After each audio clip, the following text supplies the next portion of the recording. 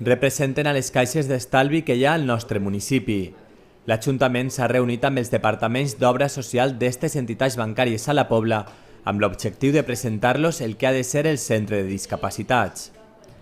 Es tracta d'un centre integral a la discapacitat on s'atendrà des de xiquets fins a adults.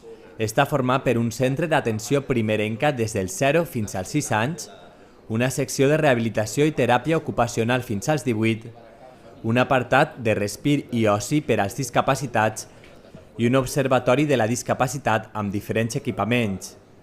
L'objectiu és que les famílies amb aquesta problemàtica tinguin un centre públic on ser tractats, unes infraestructures que es vol que coneguen també els departaments socials de les caixes.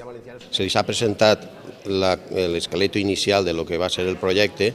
Este projecte consisteix en una doble àrea, per una part un centre d'atenció temprana diferenciat i que és per a xiquets de 0 a 6 anys. Per una altra banda han comentat el que és l'altra àrea, que està constituïda per un centre en el qual va a recolzar totes aquestes teràpies que hagin acabat a 6 anys i que aquests xiquets precisen d'una continuïtat de tractament.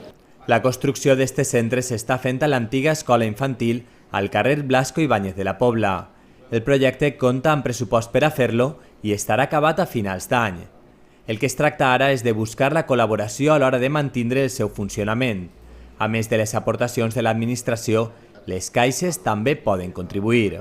El que fa falta sempre és un recolzament per a programes que se poden desenvolupar a partir d'aquest centre. I en aquests programes, lògicament, al ser de caràcter eminentment social, les caixes tenen unes dedicacions o unes finalitats socials en les quals poden perfectament complementar en tots aquests programes que potser nosaltres puguem anar presentant al llarg del temps. Programes sobretot d'ocio o programes que els professionals al llarg del temps puguen ser com formació dels professionals, de xarres de conferències, formació de voluntariat, en fi, poden fer moltes coses en aquesta àrea. Per al president de l'Associació de Discapacitats a la Pobla, este és un projecte esperat i demana també la col·laboració de les caixes en el seu funcionament. La gent de l'associació està molt interessada, estan participant el que poden i volen poder utilitzar el lloc i tot per als nostres fins. I molt bé, tot el que siga recolzament a la gent que tingui algun tipus de discapacitat a nosaltres ens pareix molt bé. Volem veure que es pot dur avant i que puguem tindre el seu recolzament. Una col·laboració que rebia resposta d'aquestes entitats que han volgut donar a conèixer els tipus d'ajudes a les que podria acollir-se el centre de la Pobla.